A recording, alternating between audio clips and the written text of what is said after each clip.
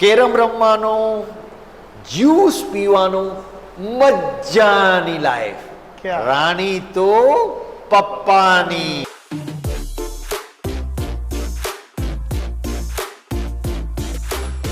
Yes, so let's welcome the directors and actor of Vishwaguru, Atul sir, Shailesh sir and Kurush sir. Thank you.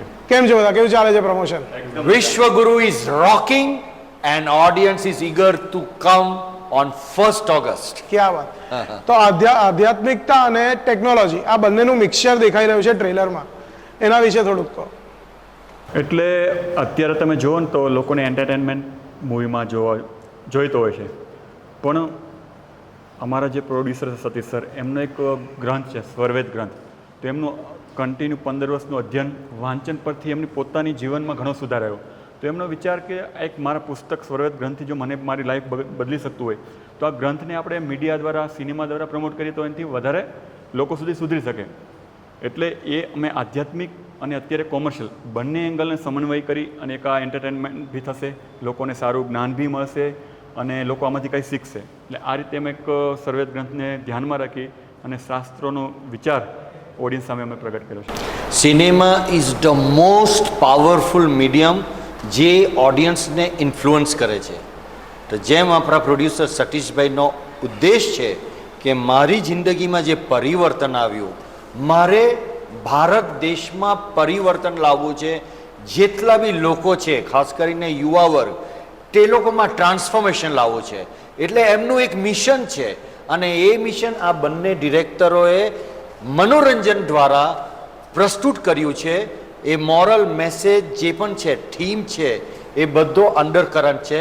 બહાર તમને 100% pure entertainment મળશે, પૈસા વસૂલ entertainment મળશે, પણ સાથે સાથે એક સંદેશો લઈ જશે અને યુવા પેઢીમાં એક ટ્રાન્સફોર્મેશન આવશે તેવી અમારા પ્રોડ્યુસરની એક શ્રદ્ધા છે અને અમારી આખી યુનિટની ને આ બેઉ ડિરેક્ટર્સની બી શ્રદ્ધા છે. એટલે આ જે ફિલ્મ બનાવી છે તે એક મિશન સાથે બનાવી છે. બટ યસ, પાવરફુલ એન્ટરટેનમેન્ટ મીડિયમનો main objective film is entertainment, entertainment, entertainment. ક્યાં વાત હે. હા. તો સર, વિશ્વગુરુ આ નામ કઈથી આવ્યું? આ ફિલ્મ જ્યારે અમે સ્ટોરી લખતા હતા ને તો આનું કંઈ ટાઇટલ અમારી પાસે હતું નહીં. ખાલી બસ કે સ્ટોરી એક સારી રીતે મેસેબલ બનવી જોઈએ અને મેસેબલની સાથે મનોરંજન પણ જોઈએ. સ્ટોરી કમ્પ્લીટ થઈ ગઈ તો હવે અમે વિચાર કરીએ છીએ કે આનું ટાઇટલ શું રાખીએ, પણ અમને ખબર નહીં કે ટાઇટલ ફિલ્મની અંદર જ છે. પછી એક દિવસ અમે બેઠા અને પછી અધ્યયન કર્યું અંદર, તરત અમને ખબર પડી કે ભાઈ આ જે સ્ટોરી છે વિશ્વ માટે છે, વિશ્વને માર્ગદર્શન આપે છે અને ભારત જ એવું છે કે રાષ્ટ્ર છે જે વિશ્વને માર્ગદર્શન આપશે, કેમ કે ભારત પાસે સંસ્કૃતિ છે. તો ત્યારે અમને ક્લિક થઈ, અરે યાર આ પિક્ચરનું નામ તો ઓલરેડી છે જ, વિશ્વગુરુ. એટલે આ પિક્ચરનું નામ વિશ્વગુરુ આવ્યું. અને મુકેશ ખન્ના સર આટલા બધા ટાઈમ પછી કમબેક કરી રહ્યા છે, તો એમનું કાસ્ટિંગની પાછળ શું તમારું ઓબ્જેક્ટિવ હતું? પહેલાં તો જે સ્ટોરીનો બેઝ હતો એક આપણે ભારતને બચાવવાની વાત હતી. તો જ્યારે ભારતને બચાવવાની વાત હોય છે ત્યારે કોઈ પણ અધર્મ થયા તો ધર્મરૂપી કોઈને અવતાર લેવો પડશે. જ્યારે આપણે જૂના પુરાણો વેદોમાં, પણ આજના યુગમાં જે અત્યારની જનરેશન છે એ લોકોને જ્યારે સારા મેસેજની જરૂર હતી ત્યારે એક ભીષ્મ પિતામહ તરીકે બી એમણે સારા મેસેજ આપેલા હતા. પછી યંગસ્ટર, નાના બાળકોને શક્તિમાન તરીકે સારા મેસેજ આપ્યા હતા.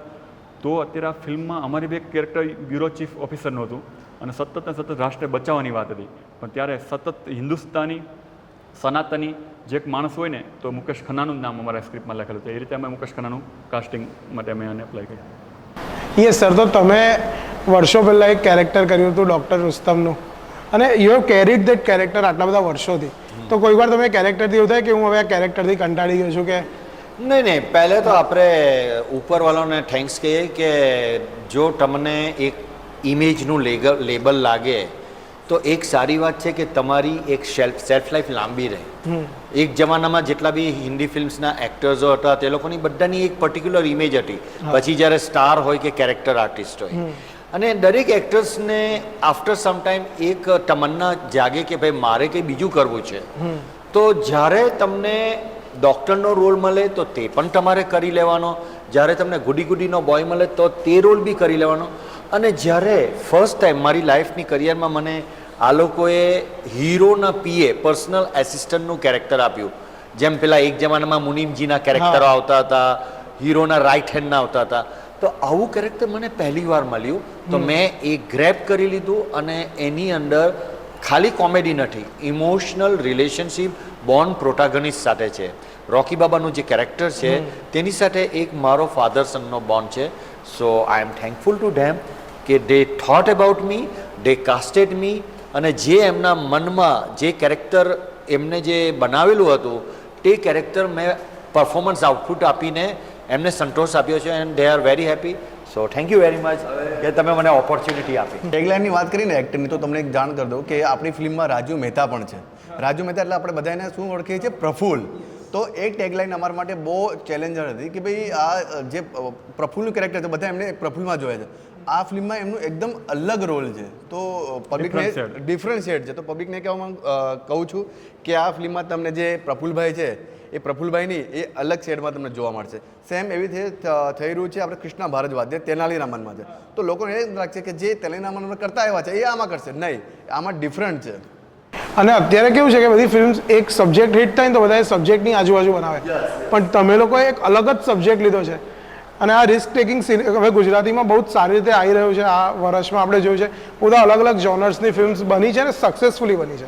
અને હું તમને કહું છું, યસ, એકવાર આ વિશ્વગુરુ 1 ઓગસ્ટે થિયેટરમાં રિલીઝ થશે, સુપર ડુપર હિટ જશે, અને પછી આ ફિલ્મ જે બેન્ચમાર્ક ઝોનર છે, આ બેન્ચમાર્ક ટાઈપનો નવો ટ્રેન્ડ છે, એ ટ્રેન્ડ ગુજરાતી ફિલ્મ ઇન્ડસ્ટ્રીમાં ને બોલિવૂડમાં બી ચાલુ થશે. તમે એમનું ટ્રેલર જોઈને જ તમને એકદમ ફ્રેશ મળેલું છે. આવું ટ્રેલર તમને કોઈ દિવસ જોવા નહીં મળ્યું હશે. અને ટેકનોલોજી વાઇઝ અને સિનેમેટોગ્રાફી વાઇઝ બી આ બહુ જ અલગ લાગે છે કે બહુ સારા સ્કેલ પર બને છે. અમે ગર્વથી કહી શકીએ છીએ કે આ ફિલ્મનું લેવલ સાઉથ ઇન્ડિયાની જે એ ગ્રેડ ફિલ્મ આવે છે, બોલિવૂડની એ ગ્રેડ ફિલ્મ આવે છે, એટ પાર તમે વિશ્વગુરુને આ ફિલ્મોની ક્વોલિટી સાથે, એ લોકોના કન્ટેન્ટ સાથે, એ લોકોના લોકેશન સાથે કમ્પેર કરી શકો છો. કારણ કે આ ફિલ્મના મેકિંગ માટે આ બંને ડિરેક્ટરે અને પ્રોડ્યુસરે બી પોતાનું કન્ટ્રીબ્યુશન આપ્યું છે. જરા બી કોમ્પ્રોમાઇઝ નથી કીધું બજેટ વાઇઝ. તો બજેટની છૂટ આપી છે અને તે પ્રમાણે વેલ્યુ ફોર મની જે ગુજરાતી પિક્ચરમાં જે પ્રમાણે કરવું છે, તો આ લોકોએ પહેલી વાર આ કરી બતાવ્યું છે. આપણે ગુજરાતી ફિલ્મો જોઈ છે એટલે મને ખાતરી જ છે કે આ ફિલ્મ બેન્ચમાર્ક ફિલ્મ બનશે અને પછીના ગુજરાતી ફિલ્મ મેકર્સો વિશ્વગુરુનો ટ્રેન્ડ ચાલુ કરશે. હવે સરે જે વાત કરી એમાં થોડુંક એડ કરી દઉં કે વસ્તુ શું થઈ રહી છે કે બજેટની. હવે આમાં શું અમે ફાયદો કરી કે ભાઈ આ ફિલ્મનું શૂટિંગનું ડ્યુરેશન હતું 35 ડેનું. શૂટિંગ અમે 28 ડેમાં પૂરું કર્યું. એટલે પ્રોડ્યુસરને ફાયદો પણ કરાવો. એવું નથી કે ભાઈ બજેટ છે કે તમે કરો, ગમે તેમ નહીં. એક પ્રોપર બજેટ લઈને અમે ચાલતા હતા, પણ એમાં પણ ઓછું કરીને અમે આ ફિલ્મ શૂટ કરી છે. અને એવું બી હોય કે ડિરેક્ટર્સ ને રાઇટર્સનો એક વિઝન હોય અને પ્રોડ્યુસરના પૈસા હોય, તો તમારા બંને વચ્ચે બી સિંક બહુ જરૂરી હોય કે આજે તમે કહો કે મારે આ વસ્તુ કરવી છે અને એમાં ઇન્વેસ્ટ કરવાનું છે, તો એ પ્રોડ્યુસર અને ડિરેક્ટરની સિંક હોવું કેટલું જરૂરી છે? તમારો એક્સપિરિયન્સ કેવો રહ્યો છે? જ્યારે બજેટની વાત કરીએ મૂવી માટે, તો કન્ટેન્ટ કોઈ પણ હોય, સપોઝ કોઈ પણ કન્ટેન્ટ હોય તો એમ એક અંદાજિત બજેટ રાખેલું હોય કે ભાઈ આટલા કન્ટેન્ટ માટે આવું બજેટ હોય છે. હવે બજેટમાં ઘણી વખત કેવું થાય છે કે એક સ્ટાર કાસ્ટને લઈને ડિપાર્ટમેન્ટ હોય છે, એક કાસ્ટિંગ હોય છે, એક ટેકનિકલ હોય, પ્રી પ્રોડક્શન ને પોસ્ટ પ્રોડક્શન. પણ ઘણી વખત એવું છે કે એટલું બજેટ હોય છે ને તો 50% બજેટ કાસ્ટમાં જ જતું રહે છે ઘણી વખત. પછી 50%માં 3 ડિપાર્ટમેન્ટમાં કરું ત્યારે બી આપણી ફિલ્મ નબળી બને છે. ક્યારેક કાસ્ટમાં બહુ લિમિટેડ બજેટ રાખ્યું શરૂઆતમાં, પછી પોસ્ટમાં એટલું બધું બજેટ કરીએ છીએ તો આપણી કાસ્ટ નબળી બને છે.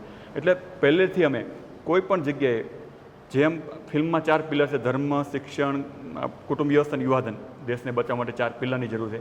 એમાં અમે પ્રોડ્યુસરને બચાવવા માટે 4 પિલરમાં જે બજેટની ડિવિઝન છે ને એ બહુ બી 25%, જેથી 100% ન્યાય મળે એમને. એટલે આ રીતે અમે બજેટનું બી ધ્યાનમાં રાખીએ છીએ. Niyesh sir, I have one last question for you કે તમે આટલા બધા ટાઈમથી ઇન્ડસ્ટ્રીમાં છો, તમે નાટકો 35 યર્સ નાટકો બી તમે રંગમંચ પર છો હતા હવે હા, but you have done that. Yes, I have done 50 feature films, 25 TV series, 200 TV commercials and 10 web series. ક્યા વાત હે. અને ગુજરાતી ફિલ્મ અમારી આઈ થિંક 11મી ફીચર ફિલ્મ છે. પહેલી ફિલ્મ પરસી બી ગુજરાતી હતી, NFDCની આર્ટ ફિલ્મ.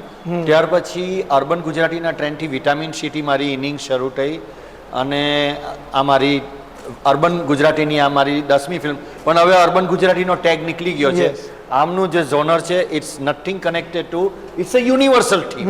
યુનિવર્સ આમનો જે થીમ છે એ યુનિવર્સલ થીમ છે. તો એ પ્રમાણે આ મારી 11મી ગુજરાતી ફિલ્મ છે અને I am very proud of them કે આટલો સરસ રોલ મને મળ્યો.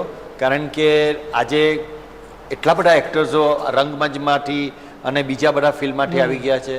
તો દરેક ફિલ્મમાં કોમ્પિટિશન છે અને મને સિલેક્ટ કીધો એટલે તે માટે be I am thankful to God and them. So આ 35 વર્ષમાં એક એવું મેમોરેબલ મુમેન્ટ તમારા એક્ટિંગ કરિયરનું which you would like to share? આ ફિલ્મને માટેની વાત કરો છો કે બીજા ફિલ્મ? તમારા આખા કરિયરની. જો મારા આખા કરિયરમાં તો હું તમને કહી દઉં કે મારી પહેલી ફિલ્મ પર્સીમાં મને પહેલીવાર હીરોનો રોલ મળ્યો ને મારી એક જ ફિલ્મ હીરોની છે એટલે હું પર્સીને કેવું best actor national award nomination. મારી ઇન્ટરનેશનલ ફિલ્મ સચ અ લોંગ જર્ની એમાં મને બેસ્ટ સપોર્ટિંગ એક્ટરનું નોમિનેશન મળ્યું. મેં પાગલનો રોલ કરેલો હતો. પછી મુન્નાભાઈ MBBSથી નેમ ફેમ મની અને દરેક વસ્તુ રેકગ્નાઇઝ થઈ. અને આ જે ફિલ્મ છે વિશ્વગુરુ, એમાં શું છે કે મારે માટે પ્રી પ્રોડક્શનમાં અતુલભાઈએ અને શૈલેષભાઈએ બહુ મહેનત કરી. મને એમ કે ચાલ ભાઈ જઈને ખાલી એક ક્લિક પાડીને ફોટા પાડીને આવી જશું. અતુલભાઈએ મારા બધા કોસ્ચ્યુમ રિજેક્ટ કરેલા કે ભાઈ હું જે રઘુ કાકાનું કેરેક્ટર જોઉં છું તેમાં મને આ ટાઈપનો સ્લિમ કટનો લુક જોઈએ છે, મને આ જ ટાઈપના ગ્લાસીસ જોઈએ છે. અને જ્યારે એ લોકોએ મને પબ્લિસિટીમાં ને એમાં મારો લુક પ્રેઝન્ટ કર્યો પ્રમોશનમાં, ત્યારે મને લાગ્યું કે એ લોકોએ કેટલી મહેનત મારા કેરેક્ટર પાછળ કરી છે. તો મને એવું લાગે છે કે જેમ મુન્નાભાઈ MBBSમાં મને લોકો ડૉક્ટર રુસ્તમ પાવરીથી અત્યાર સુધી ઓળખે છે, હવે ગુજરાતી ફિલ્મ ઇન્ડસ્ટ્રીવાળા વિશ્વગુરુ જોઈને રઘુ કાકાથી ક્યાં ઓળખશે. બાત છે સર, અમેઝિંગ સર, અમેઝિંગ. 1 ઓગસ્ટે વિશ્વગુરુ થિયેટરમાં રિલીઝ થાય છે અને આ થિયેટરમાં તે અમે મૂવી બનાવ્યું છે. આ ફિલ્મ તમને ટેલિવિઝન પર મજા નહીં આવશે. આ એકદમ લાર્જ કેનવાસમાં one of the most beautiful locations અમે લોકોએ ફર્સ્ટ ટાઈમ ગુજરાતી ફિલ્મ ઇન્ડસ્ટ્રીમાં ગ્રેબ કર્યા છે. આટલો સરસ થીમ, આટલી મલ્ટી ટેલેન્ટેડ બોલિવૂડ ગુજરાતી થિયેટરની આખી કાસ્ટ સુપરસ્ટાર્સો ભરેલા છે. તો આ ફિલ્મનો થીમ બી સુપર્બ છે અને ક્રાંતિ લાવે છે. ઓગસ્ટ મહિના એ ક્રાંતિનો મહિનો છે, એની અંદર અમે વિશ્વગુરુ ક્રાંતિ લાવી રહ્યા છે. તો બુક માય શોમાં તમે લોકો ટિકિટ બુક કરાવો. ફક્ત તમારી નહીં, તમારા પરિવાર સાથે, તમારા રિલેટિવ સાથે, તમારા friends, neighbours, office group, social media circle અને તમારા જે પણ ઓર્ગેનાઇઝેશન્સ છે તે લોકો બધાને કહો કે ગ્રુપ બુકિંગ કરો અને બુક માય શો તમે થિયેટરમાં જરૂરથી જોશો. પછી એમ ના કહેતા કે એક સારી ક્વોલિટી ફિલ્મ અમે થિયેટરમાં જોવાનું ચૂકી ગયા ને હવે અમે નાના પડદા પર એને જોઈ રહ્યા છે. કાશ અમે આ પિક્ચર થિયેટરમાં જોયું હોતે. તો પ્લીઝ બુક માય શોમાં જઈને ટિકિટ બુક કરાવવાનું ચાલુ કરો અને 1 ઓગસ્ટે આપણે બધા મળીએ વિશ્વગુરુની ટીમ સાથે થિયેટરમાં. Thank you. વિશ્વગુરુ એટલે એક અંધકારથી પ્રકાશ તરફ જવાનો એક માર્ગ એટલે વિશ્વગુરુ. એક મેકર તરીકે અમે સારી ફિલ્મ બનાવવાની બહુ કોશિશ કરીને સારી ફિલ્મ બનાવીએ છીએ, પણ એને સફળ બનાવી એ તમારા હાથમાં છે. તો 1 ઓગસ્ટે જરૂર જજો વિશ્વગુરુ ફિલ્મ જોવા. અને તમારા દૂરના અને નજીકના બંને સિનેમાઘરોમાં જજો. Thank you. યસ સર, તમારો એક આઇકોનિક ડાયલોગ બોલ. વિશ્વગુરુનો પહેલો ડાયલોગ બોલો પછી હું મુન્નાભાઈનો બોલા. વિશ્વગુરુ. યસ. રોકી બાબા આમ તો એકદમ જીનિયસ પણ કોઈ વાર એકદમ ઇડિયટ. અને મુન્નાભાઈ યસ. કેરમ રમવાનું, જ્યુસ પીવાનું, મજાની લાઈફ. ક્યાં? રાણી તો પપ્પાની. How would I know sir? How would I know sir? How would I know sir? Thank you sir, thank you.